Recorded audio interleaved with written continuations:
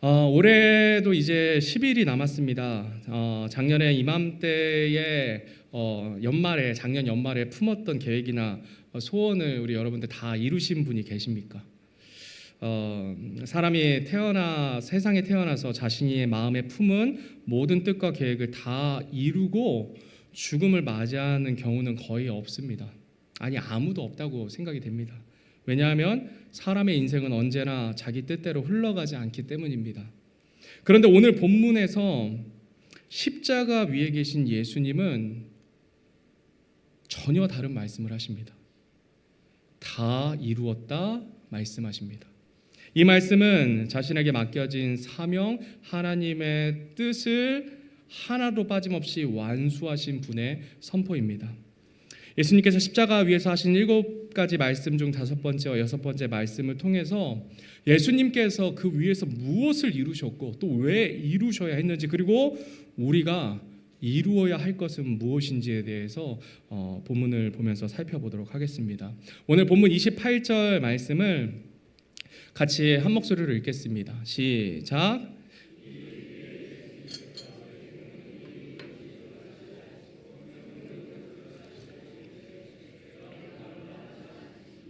아멘. 본문은 이 일 뒤에라는 말로 시작합니다. 이 일이란 예수님께서 십자가 위에서 이미도 당하신 모든 순환의 과정, 곧 우리를 위한 구속 사역의 대부분이 성취되었다라는 사실을 가리킵니다. 채찍질 당하셨고 멸시와 조롱을 받으셨으며 십자가에 못 박히시고 사람들로부터, 그리고 자기가 사랑하는 사람으로부터, 그리고 하나이신 하나님으로부터 버림받는 고통까지 겪으셨습니다. 다시 말해 죄값을 치르기 위한 대속의 고난을 감당하셨다라는 것입니다. 그래서 본문은 이렇게 말합니다. 예수님께서 이제 모든 일이 이루어진 줄 아시고 예수님은 상황에 휘둘려 죽어가고 계신 것이 아니라 모든 과정이 어디에까지 왔는지 정확하게 고통 중에도 인식하고 계셨다는 것입니다. 여기서 한 가지 질문이 생깁니다. 이미 모든 일이 이루어졌다면 왜 굳이 내가 목마르다라고 말씀하셨을까요? 그 전에 그 조롱과 고통을 당하는 순간에도 순한 양처럼 아무 말 하지 않으셨습니다. 그런데 왜 내가 목마르다 말씀하셨을까요? 이 말씀은 고통에 지쳐 무의식적으로 터져나온 그런 신음이 아닙니다.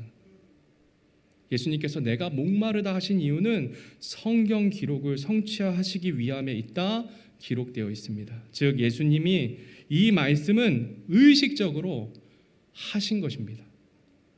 시 69편 21절 말씀입니다. 우리 한 목소리로 읽겠습니다. 시작. 그들이 또한 쓸개즙을 나의 먹을 것으로 주며 내가 목마를 때에 내게 식초를 주어 마시게 하였나이다. 아멘. 방금 읽은 말씀을 보면 시 69편의 앞에 있는 구절들에 기록된 모든 예언들은 이미도 성취가 된 상태입니다. 예수님은 깊은 수렁에 빠지셨고 이유 없이 미움을 받으시고 모욕과 수치를 당하고 형제들에게 나그나가 되었고 비방하는 자들의 말거리가 되었고 술 취한 자들의 조롱거리의 노래가 되었습니다. 이제 남은 것은 단 하나, 목마를 때 식초를 마시게 되는 것뿐이었습니다. 예수님은 그 마지막 예언 하나까지도 그냥 지나치지 않으셨습니다. 이미 모든 대속의 고난이 끝나감에도 불구하고 성경을 완전히 완성하시기 위해 마지막으로 남은 말씀을 성취하시기 위해 의도적으로 자발적으로 하신 것입니다. 내가 목마르다. 이 한마디는 단순한 고통의 표현이 아니라 말씀을 끝까지 붙드신 순종의 고백이었습니다. 성도 여러분, 예수님은 십자가 위에서조차 자신의 고통보다 무엇을 더 귀하게 여기셨습니까? 무엇을 우선순위로 두셨습니까? 하나님의 말씀이었습니다. 정신이 흐려질 만큼 극한의 고통 속에서도 예수님의 마음과 생각에는 아직 이루어지지 않는 이 말씀이 마음에 계셨습니다. 그 어떤 말씀도 가볍게 넘기지 않으셨습니다. 마지막 한 구절까지 조금의 타협도 없이 정확히 이루고자 하셨습니다.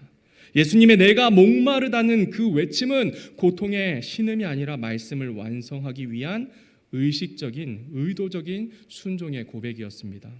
마태복음 5장 17절 18절 말씀을 우리 한 목소리로 읽겠습니다. 시작.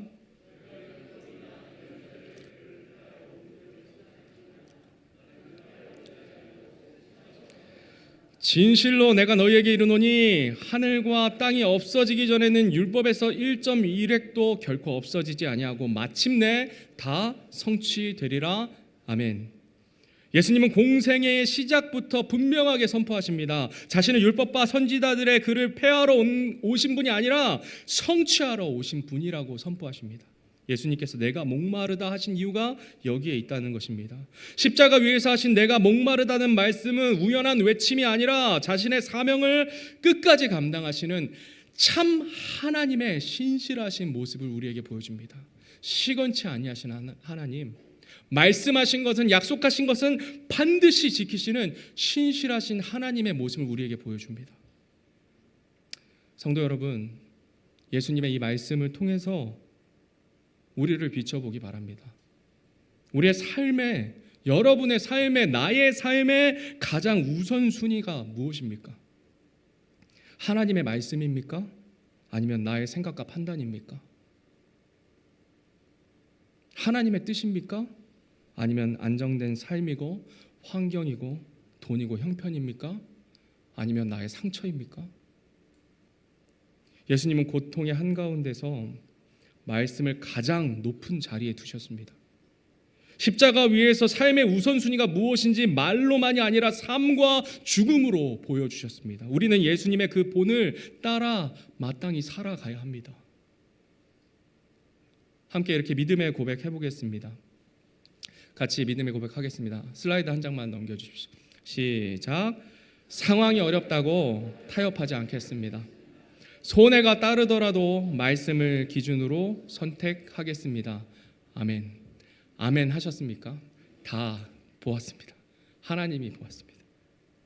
말씀보다 내 삶에 앞서는 것이 있다면 그것이 아무리 익숙하고 그것이 너무나 많은 사람들이 가고 그것이 안전해 보여도 오늘 내려놓으셔야 합니다. 말씀을 우선순위에 두는 삶, 고통 중에도, 시험 중에도, 손해보는 중에도 그 말씀을 붙드는 삶, 그 길을 보이신 예수님을 따라 사는 저와 여러분이 되기를 간절히 바랍니다. 다음으로 오늘 본문 29절 그리고 마태복음 27장 34절 말씀을 이어서 같이 읽겠습니다. 시작. 이제 거기에 식초가 가득히 담긴 그릇이 놓여 있으므로 그들이 해면을 식초로 적신 뒤에 우슬초에 달아 그분의 입에 대니라. 그들이 쓸개를 섞은 식초를 그분께 주어 마시게 하였더니 그분께서 그것을 맛보시고 마시려 하지 아니하시더라. 앞에서 살펴본 것처럼 예수님께서는 내가 목마르다라고 말씀하신 것은 성경 기록을 성취하기 위한 의식적이고 의지적인 고백이었습니다. 그 바로 다음에 등장하는 것이 바로 이 식초입니다. 여기서 중요한 점은 복음서가 말하는 이 식초가 우리가 생각하는 독한 식초 원액이 아니라는 사실입니다. 요한복음에 사용되는 식초는 로마 군인들이 늘 마셨던 희석된 식초 음료를 가리킵니다. 포스카라고 이제 불렸는데요. 이 음료는 물에 식초를 섞은 것이고 값도 싸고 쉽게 상하지 않고 살균 효과가 있어서 군인과 노예, 서민들이 일반적으로 마시던 음료였습니다. 우리가 이제 홍초를 물에 타서 이제 먹고 있지 않습니까? 그것과 같은 것입니다. 그래서 거기에 군인들 옆에 이 포스카가 있었던 것입니다. 다시 말해서 십자가 옆에 놓여있던 식초는 고문을 위한 독이 아니라 로마 군인들의 평범한 일상 음료였습니다. 그러나 하나님은 그 평범한 음료를 사용하셨습니다. 수백 년 전 시편에 기록된 예언을 정확하게 완성하신 것입니다. 시 69편 21절 말씀을 우리 다시 한번 읽겠습니다. 시작. 그들이 또한 쓸개즙을 나의 먹을 것으로 주며 내가 목마를 때에 내게 식초를 주어 마시게 하였나이다. 수백 년 전에 기록된 예언의 말씀입니다. 마태복음과 마가복음에는 예수님께서 십자가를 지신 초기에 쓸개나 모략을 섞은 음료는 거절하셨다고 방금 전에 읽지 않으셨습니까? 그 음료는 쓸개나 모략을 섞은 음료는 고통을 줄이기 위한 마취용 음료였습니다. 처형을 앞둔 죄수에게 주어서 고통을 둔감하게 하려는 목적이었습니다. 그러나 예수님은 그 쓸개탄 음료를 맛보신 후에 마시지 않으셨습니다. 왜입니까? 대속의 고난은 고통 없이 치러질 수 없기 때문입니다. 온전히 그 고통을 감내하셔야만 했기 때문입니다. 죄의 형벌은 무감각한 상태가 아니라 완전한 인식 가운데 감당되어야 할 대가였기 때문입니다. 그러나 십자가의 마지막 순간에 예수님은 식초를 받으십니다. 이 식초는 고통을 줄여주지도 않고 마취 효과를 주지도 않았습니다. 단지 마실 수 있을 뿐인 희석된 음료였습니다. 성도 여러분, 예수님께서는 인간적인 방법이나 하나님의 그 초자연적인 능력을 사용하셔서 십자가 고난을 고통 없이 그냥 쉽게 지나가신 것이 아닙니다. 완전한 사람으로 그 고통과 목마름을 끝까지 감당하셨습니다. 누구 때문에요? 나 때문입니다.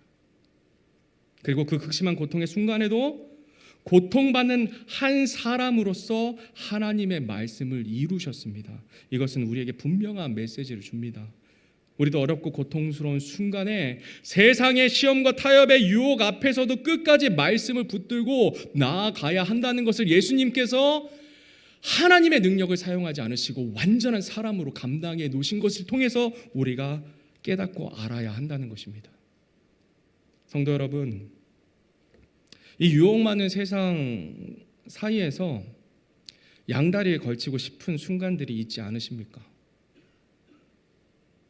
말씀을 알면서도 상황과 타협하고 싶을 때가 있지 않으십니까?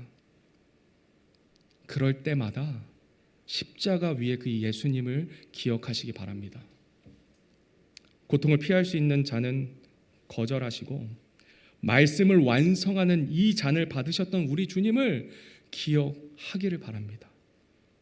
말씀을 붙들기 위해 말씀 편에 여러분들이 서기 위해 내려놓아야 할 것이 있다면 오늘 지금 내려놓으시기 바랍니다.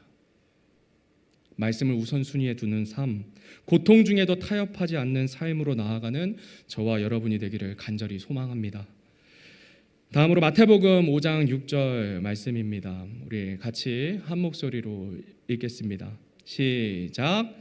의에 줄이고 목마른 자들은 복이 있나니 그들이 배부를 것이기 때문이요. 내가 목마르다의 또 다른 의미입니다. 우리 영혼을 대신한 목마름입니다. 앞서 살펴본 것처럼 예수님의 내가 목마르다는 그 외침은 성경 기록을 성취하기 위한 의식적이고 의도적인 순종의 말씀이었습니다. 그러나 이 말씀에는 그보다 더 깊은 의미가 담겨 있습니다. 예수님의 목마름은 단지 육체적인 갈증이 아니라 죄인된 인간의 상태를 대신 짊어지신 목마름이었습니다. 예수님은 근본 하나님의 본체이시지만 자신을 비우시고 완전한 사람의 모습으로 땅에 오셨습니다. 예수님은 우리처럼 배고픔을 아셨고 피곤함도 아셨고 그리고 십자가 위에서는 극심한 목마름까지 겪으셨습니다. 이 목마름은 죄로 인해 하나님과 단절된 인간의 상태를 상징적으로 보여줍니다. 사람은 본질적으로 목마를 수밖에 없습니다. 사람의 마음은 세상의 어떤 것으로도 완전히 채울 수가 없습니다. 돈을 가져도 목마릅니다. 여기 저보다 부자이신 분들 많이 계실 거예요. 목마르지 않으십니까? 안정을 얻어도 마음의 갈증은 사라지지 않습니다. 누군가를 붙잡아도 사람을 붙들어도 얼마 지나지 않아 다시 공허함이 밀려옵니다. 제가 청년 사역을 하다 보면 우리 청년들의 끝없이 반복되는 이 목마름을 옆에서 봅니다. 저도 겪었던 것, 지금도 겪고 있는 그 목마름. 좋은 대학만 가면 인생이 풀릴 것처럼 기대하지만 무엇이 찾아옵니까? 또 취업이라는 또 다른 압박이 몰려옵니다. 하나님의 은혜로 직장을 얻게 되었습니다. 근데 이번에는 무엇입니까? 결혼의 압박이 몰려옵니다. 마음을 짓누릅니다. 그렇다면 결혼하면 불행 끝 행복 시작입니까? 여기 결혼하신 분들 많으신데요. 더 어려운 마음의 짓눌림들이 찾아옵니다. 제가 이제 사춘기 자녀를 키우고 있는데요. 어찌할 수가 없어요. 아영이한테는 얘기하지 마시고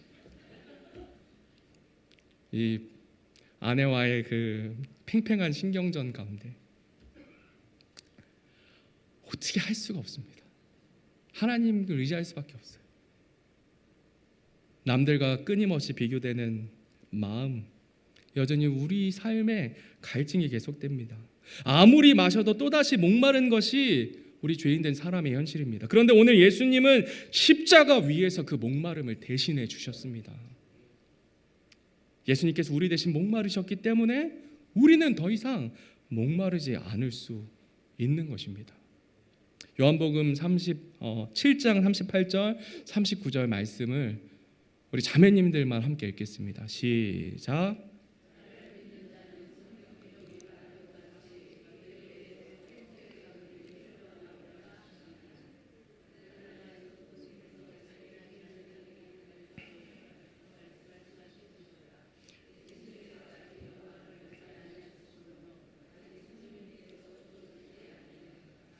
요한복음 4장 14절 말씀 우리 형제님들이 읽겠습니다. 시작. 누구든지 내가 줄 물을 마시는 자는 결코 목마르지 아니하리니 내가 줄 물은 그 사람 속에서 솟아나는 우물이 되어 영존하는 생명에 이르게 하리라 하시니라. 아멘. 예수님을 믿는 사람은 근원적인 영혼의 갈증으로부터 어떻게 된다고 말씀하십니까? 해방된다 말씀하십니다. 해방됩니다. 더 이상 세상의 것으로 자신을 채우려 애쓰는 사람이 아니라 의에 주리고 목마른 사람으로 변화되게 되는 것입니다. 그 안에서 생수의 강이 흘러나오기 시작하고 그래서 더 이상 공허함 가운데 계속해서 사로잡히지 않고 그 생수의 강이 흘러넘쳐서 다른 사람에게까지 흘려보낼 수 있는 사람이 된다는 것입니다. 성도 여러분, 우리의 목마름을 감당하신 그 예수님을 믿음으로 구원 받으셨습니까? 구원 받으셨습니까? 그렇다면 여러분의 지금 있는 이 갈증들을 무엇으로 채우고 계십니까? 하나님의 말씀입니까? 아니면 세상의 것들입니까? 예수님입니까? 아니면 환경과 사람입니까? 우리의 갈증을 참으로 채우실 수 있는 분은 생수의 근원 되신 예수님 한 분뿐입니다. 예수님은 곧 하나님의 말씀이시며 그분을 믿는 자에게 생수를 주신다 약속하셨습니다. 방금 읽은 39절 말씀은 생수가 곧 예수님을 믿는 자들이 받게 될 성령님을 가리킨다고 말씀하지 않으셨습니까? 다시 말해 예수님을 믿을 때 성령께서 우리 안에 거하시고 그 성령을 통해 하나님의 말씀이 우리 안에서 살아서 우리를 숨쉬게 하고 시원케 한다는 말씀입니다. 성령께서 말씀을 통해 날마다 우리를 새롭게 하십니다. 말씀을 깨닫게 하십니다. 그 말씀이 우리 삶에 적용되도록 인도해 주십니다. 때로는 우리의 마음을 찔러 쪼개고 책망해 주십니다. 그래서 우리가 돌이켜 살 수 있도록 우리를 도우십니다. 사람이 찌르면 아픕니다. 실족합니다. 그런데 하나님의 말씀이 성령 하나님이 우리 안에서 찌르시면 어떻습니까? 시원하지 않으십니까? 시원합니다. 이상해요. 막 책망하시는데 그냥 시원해요, 마음이. 하나님 감사하면 하나님께 영광 돌립니다. 삽니다 그냥. 그래서 성령님이 거하는 사람은 세상의 조건에 따라 흔들리는 삶이 아니라 말씀 안에서 날마다 공급받는 삶을 통해 더 이상 이 영혼의 갈증에 끌려다니지 않아도 됩니다. 그래서 우리는 영원히 목마르지 않을 수 있습니다. 그분만이 우리의 영혼의 갈증을 해소하실 수 있는 유일한 분이십니다. 오늘 말씀 들으실 때 우리 성도님들 마음이 시원하십니까? 그렇다면 여러분 마음에 성령 하나님이 계시다는 강력한 증거입니다. 생수의 근원 되신 예수님을 믿고 성령님의 인도하심 가운데 거할 때 우리는 참으로 더 이상 목마르지 않는 삶을 영원히 살 수 있습니다. 그런데 예수님을 거절하면 어떻게 됩니까? 그분을 믿지 않으면 여러분들은 영원히 목마르게 될 것입니다. 진실입니다. 영원히 목마르게 될 것입니다. 누가복음 16장 24절 말씀입니다. 우리 같이 한 목소리로 읽겠습니다. 시작.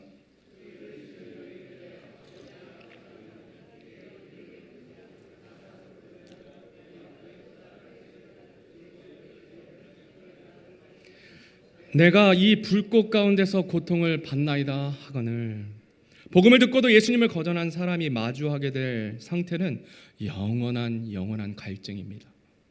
예수님을 믿지 않으면 영원한 불호수에서 타는 목마름으로 물 한 방울 얻으려 비통에 차서 외치게 될 것입니다. 비통하게 외치지만 결코 채워지지 않는 갈증, 그것이 하나님 없는 영원에 사는 그 지옥의 형벌의 모습입니다. 성도 여러분, 예수님께서는 여러분이 그 고통을, 그 목마름을 당하길 원치 않으십니다. 그래서 우리 대신 목마르셨고, 그래서 우리 대신 십자가에서 죽으셨고, 그래서 우리 대신 다시 살아나셨습니다. 회개하고 예수님을 믿으면 우리는 더 이상 목마르지 않을 수 있습니다. 오늘 십자가에 달려 죽으시고 부활하신 예수님을 여러분의 구주로 영접하십시오. 그분을 나의 구원자여 나의 주님으로 받아들이십시오. 그러면 영원한 생수, 영원한 생명을 얻게 될 것입니다. 오늘 본문 30절 말씀입니다. 우리 같이 읽겠습니다. 시작. 그러므로 예수님께서 식초를 받으신 뒤에 이르시되 다 이루었다 하시고 머리를 숙이신 뒤 숨을 거두시니라. 아멘. 예수님께서 십자가에서 하신 6번째 말씀입니다. 다 이루었다. 이 말은 고통 속에서 내뱉은 탄식이 아니라 이미 완성된 일이 지금도 그대로 효력을 가지고 있음을 선포하신 말씀입니다. 하나님께서 맡기신 모든 사명이 하나도 빠짐없이 완전하게 이루어졌고 그 결과가 지금도 앞으로도 영원토록 변하지 않을 것이라 라는 선언입니다. 죄값, 나의 죄값, 모든 인류의 죄값, 율법의 요구, 구약의 예언, 대속의 순종이 하나도 빠짐없이 완결되었음을 공식적으로 선포하신 것입니다. 이어서 본문은 머리를 숙이신 뒤라고 말씀합니다. 이 표현은 탈진하거나 기절해서 고개가 저절로 힘이 없어서 저절로 떨어지게 된 장면이 아닙니다. 헬라어 원문에서는 의도적으로 고개를 숙이는 능동태로 기록되어 있습니다. 저도 이제 처음 알았어요. 다 능동태로 되어 있습니다. 예수님이 의도적으로 고개를 숙이신 것입니다. 머리를 먼저 숙이시고 그 다음에 영혼을 내어주셨습니다. 다시 말해서 예수님은 죽어서 고개가 숙여진 것이 아니라 고개를 숙이신 후에 스스로 죽음을 허락하신 것입니다. 이어서 나오는 숨을 거두시니라 라는 표현도 같은 맥락입니다. 성경은 예수님의 죽음을 말할 때 우리가 흔히 쓰는 죽었다라는 표현을 쓰지 않습니다. 흠정역 성경은 이 부분을 숨을 거두시니라 라고 번역하고 있는데 이 말은 한국어로는 굉장히 자연스럽지만 헬라어 원문이 강조하는 의미를 충분히 담아내지는 못했습니다. 번역의 한계입니다. 숨을 거두다라고 하면 마치 기력이 다해서 자연스럽게 생명이 끝난 것처럼 느껴질 수 있지 않습니까? 예수님은 힘을 다해서 숨이 끊어져 죽으신 것이 아니라 모든 사명을 다 이루신 후에 자신의 영혼을 스스로 내어주심으로 죽음을 허락하신 것입니다. 여기서 흠정역 성경은 헬라어 푸뉴마를 숨으로 번역했습니다. 푸뉴마는 바람, 호흡, 생명, 영, 성령 등 여러 가지 의미로 쓰일 수 있는 단어인데 그래서 개역 성경은 이 구절을 영원히 떠나가시니라 라고 번역하기도 했습니다. 본문에서 사용된 거두시니라에 해당하는 헬라어 동사는 전달하다, 넘겨주다 라는 뜻의 능동태 동사를 사용합니다. 능동태입니다. 수동태가 아니에요. 스스로 하신 겁니다. 이것은 예수님께서 자신의 생명을 의도적으로 내어주셨다라는 의미입니다. 다시 말해 죽음이 예수님을 데려간 게 아닙니다. 예수님께서 죽음을 허락하신 것입니다.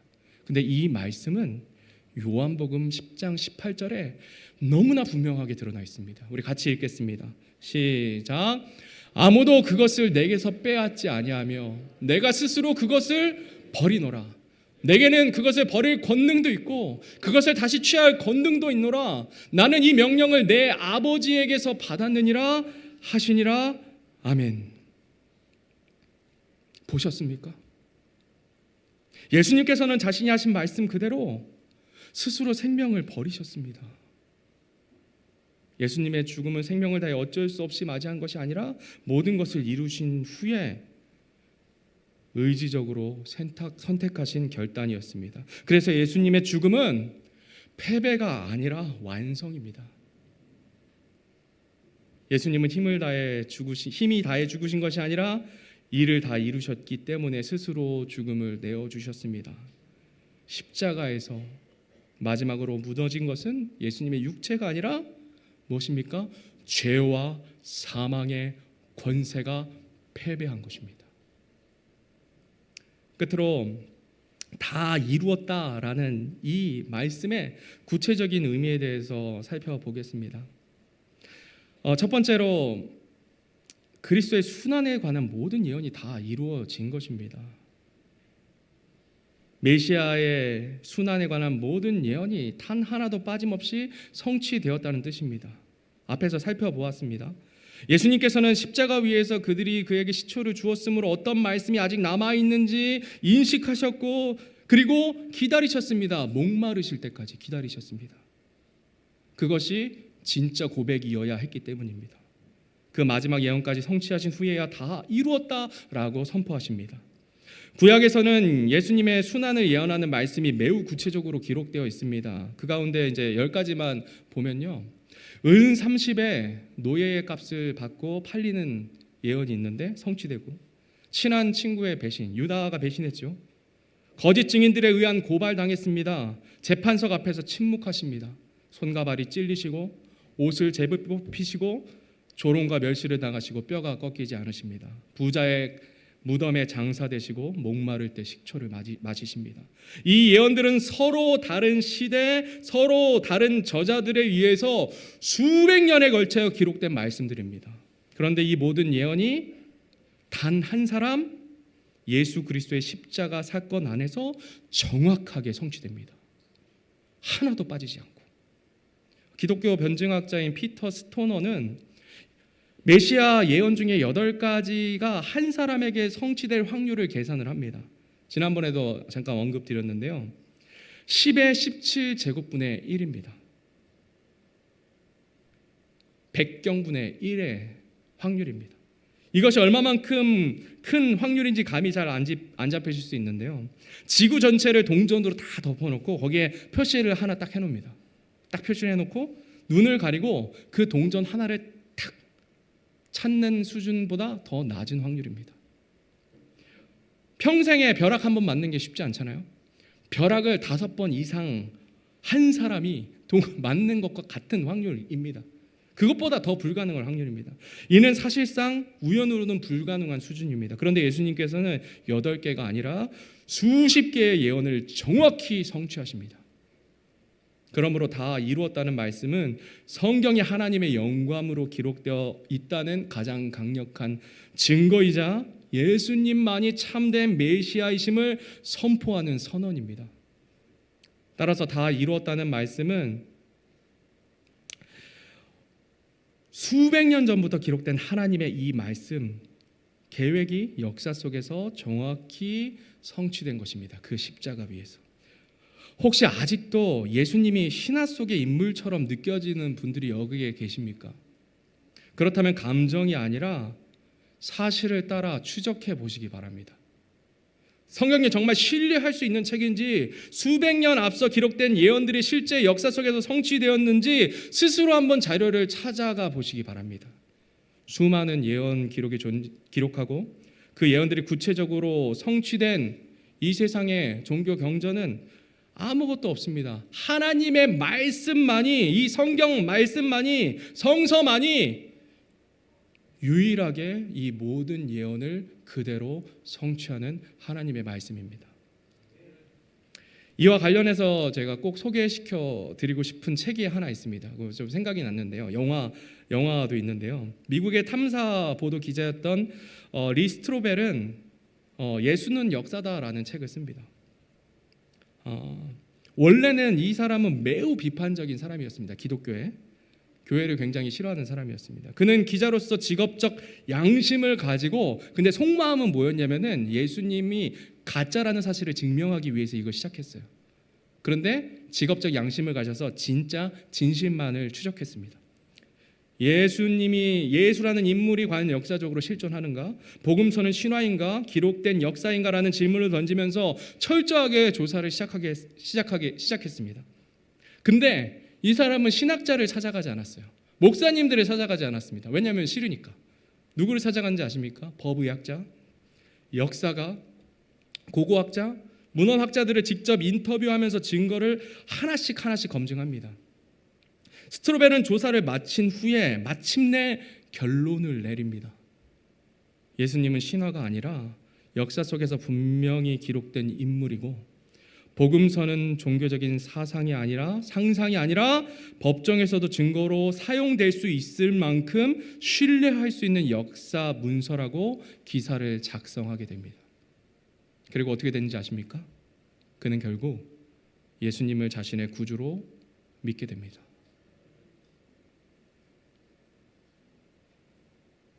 이 책은 이후에 영화로도 제작되었고, 저는 이제 장모님이랑 같이 봤는데 하여튼 누구랑 같이 봤었습니다. 너무나 잘 만들어진 영화예요. 성경이 예수님이 역사적인 사실인지 의문이 되시는 분이 혹시 이 자리에 계시다면 꼭 한번 보시기 바랍니다. 영화를 보시는 것뿐만이 아니라 만약 의심이 되시면 직접 한번 찾아봐 보세요. 그럼 이 결론에 도달할 수밖에 없으실 겁니다. 성도 여러분, 우리가 믿는 믿음은 그냥 믿어라라는 맹목적인 믿음이 아닙니다. 맹목적인 믿음이 아니에요. 확인해도 아무리 검증해도 무너질 수 없는 진리 위에 세워진 믿음입니다. 다 이루었다는 예수님의 선포는 우리가 믿는 복음이 상상이 아니라 역사 속에서 확인된 진리의 하나님의 구원 사건임을 분명하게 증언하고 있는 것입니다. 주변에 자녀들이 안 믿는다면 꼭 이거 한 번씩 보게 좀 해주세요. 책도 사가다가 좀 주시고, 주변에 지인들이 있으면 꼭 이렇게 해주시기 바랍니다. 두 번째로, 율법의 요구를 다 이루었다라는 것입니다.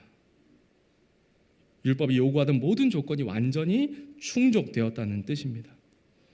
사람은 율법을 지켜서 의로워질 수 없습니다. 율법은 우리의 죄를 드러낼 뿐 우리를 구원하지 못합니다. 그래서 사도 바울은 이렇게 말합니다. 로마서 8장 3절 4절 말씀 우리 한 목소리로 읽겠습니다. 시작.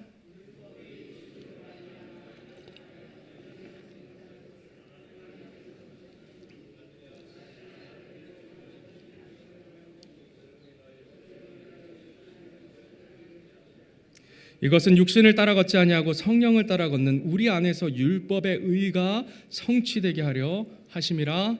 아멘. 예수님께서는 613가지의 율법을 마음과 행함으로 완벽하게 지키셨습니다. 여기서 중요한 거는 행함으로는 어떻게든 지켜볼 수 있어요. 사도 바울이 그랬지 않습니까? 그런데 예수님은 하나님을 완전히 사랑하심으로 완전한 마음으로 이 율법들을 다 지키십니다. 그리고 또한 율법이 요구하는 형벌과 저주까지 몸소 친히 감당하십니다. 우리는 율법을 어겼기 때문에 사망이라는 형벌을 받아야 했지만 죄 없으신 예수님께서 우리를 대신하여 그 율법의 요구를 충족해 주셨습니다. 로마서 6장 23절에는 죄의 삭은 사망이다 말씀합니다. 그리고 이사야서 53장 6절에는 우리는 다 양 같아서 길을 잃고 각각 자기 길로 갔거늘 주께서는 우리 모두의 불법을 그에게 담당시키셨도다 말씀하십니다. 그 결과 율법은 예수님께서 우리의 죄를 다 짊어지고 대가를 치르셨기 때문에 율법은 더 이상 우리를 정죄할 수 없게 됩니다. 말씀 대신 율법의 본체이신 예수님께서 오셨고 그림자였던 율법은 그 역할을 마치게 되었습니다. 에베소서 2장 14절 15절 말씀입니다. 우리 같이 읽겠습니다. 시작. 그분은 우리의 화평이시니라. 그분께서 둘을 하나로 만드사 우리 사이의 중간 분리벽을 허무시고 원수되게 하신 것 즉 규례들에 수록된 명령들의 율법을 자기 육체로 없애셨으니 이것은 그 둘을 자기 안에서 하나의 새 사마로 만들므로써 화평을 이루려 하시며. 아멘. 예수님께서 십자가에서 죽으시자 휘장이 하늘로부터 위로 찢어집니다. 중간에 막힌 담이 허물어짐으로 죄인이었던 우리가 하나님께 담대히 나아갈 수 있게 되었습니다. 영원한 생명 되신 그분께 나아가서 죄인이었던 우리가, 영원한 갈증 가운데 있어야 될 우리가 영원한 생명수를 얻게 되었습니다. 하나님과 죄인인 우리가 화평케 되었습니다. 그리고 우리를 얽어매었던 율법을 자신의 몸으로 폐하여 주셨습니다. 예수님이 이렇지 않으셨으면 어떤 일이 벌어졌는지 아십니까? 여러분들 교회 올 때 양 한 마리씩 다 잡아 오셔야 돼요. 다 잡아 오셔야 돼요. 예수님이 자신의 몸으로 다 해주셨습니다. 다 이루었다는 말은 죄의 삭슨 사망이라는 율법의 요구에 완전히 충족되었고, 이제는 누구든지 회개하고 예수님을 믿으면 구원받는 은혜의 시대가 열렸다는 선포입니다. 그래서 우리가 무엇을 해야 합니까? 나가서 이 복음을 선포해야 되는 것입니다. 우리가 전하지 않으면 구원받지 못합니다. 듣지 않는데 어떻게 구원받을 수 있겠습니까? 나가서 이 복음을 선포해야 한다는 것입니다. 마지막으로 세상과 사탄을 이기는 승리의 외침입니다. 다 이루었다. 요한복음 12장 31절 말씀입니다. 우리 같이 읽겠습니다. 시작. 이제 이 세상에 대한 심판이 있으니 이제 이 세상의 통치자가 쫓겨나리라. 아멘. 십자가에서 예수님께서 다 이루었다라고 선언하신 그 말씀은 단지 개인의 구원을 완성하셨다는 의미를 넘어서 사탄의 권세, 세상의 권세에 대한 결정적인 승리를 선포하신 것입니다. 이 말씀은 우리에게는 너무나 기쁜 복음이지만 사탄에게는, 그와 졸개들에게는 돌이킬 수 없는 패배를 선고받는 순간이 되었습니다. 물론 사탄이 지금도 이 땅에서 활동하고 있는 것은 사실입니다. 성경은 사탄을 공중권세 잡은 자라고 말합니다. 그러나 중요한 사실은 사탄은 이미도 패배한 적이라는 것입니다. 이해가 되십니까? 사탄은 이미 패배했습니다. 십자가에서 예수 그리스도께서 사탄의 결정적인 무기인 그 사망을 이기셨기 때문입니다. 사탄은 더 이상 승리할 수 있는 존재가 아니라 이미 정복당한 철천지 원수일 뿐입니다. 이미 끝났습니다. 또 사탄이 사용하는 가장 강력한 무기 중에 하나는 무엇입니까? 그것은 폭력이나 기적이 아니라 정죄입니다. 정죄. 사탄은 율법을 근거로 우리를 고발합니다. 과거의 죄와 실패를 들추어내고 너는 자격이 없다. 네가 무슨 그리스도인이냐? 너 구원받은 사람 맞냐? 그러고도 네가 부모냐? 내가 교사 자격이 되냐? 그러고도 네가 목사가 맞냐? 사탄은 계속해서 우리를 정죄합니다. 그래서 하나님 앞에 나아가지 못하게 계속해서 이간질합니다. 그러나 예수님께서 무엇을 하셨습니까? 십자가에서 율법의 요구를 다 이루셨기 때문에 우리는 예수님의 그 보혈로 인해 더 이상 정죄 아래 있지 않습니다. 이것이 우리에게 얼마나 큰 은혜인지 모릅니다. 고린도전서 15장 55절, 56절, 57절 말씀 우리 믿음으로 읽겠습니다. 시작. 오 사망아 너의 쏘는 것이 어디 있느냐? 오 무덤아 너의 승리가 어디 있느냐? 사망에 쏘는 것은 죄요 죄의 힘은 율법이니라. 그러나 우리 주 예수 그리스도를 통하여 우리에게 승리를 해주시는 하나님께 감사하노라. 하나님께 감사하노라. 아멘. 죄가 해결되었고 율법의 정죄가 끝났기 때문에 사망도 사탄도 더 이상 우리를 붙잡을 수 없습니다. 그리스도 안에 있는 자는 이미 승리의 자리에 서 있는 사람입니다. 이미 완성된 사람입니다. 성도 여러분, 사탄은 오늘도 우리에게 이렇게 말합니다. 너는 또 넘어졌다. 너는 여전히 부족하다. 하나님이 너를 전혀 기뻐하지 않으신다.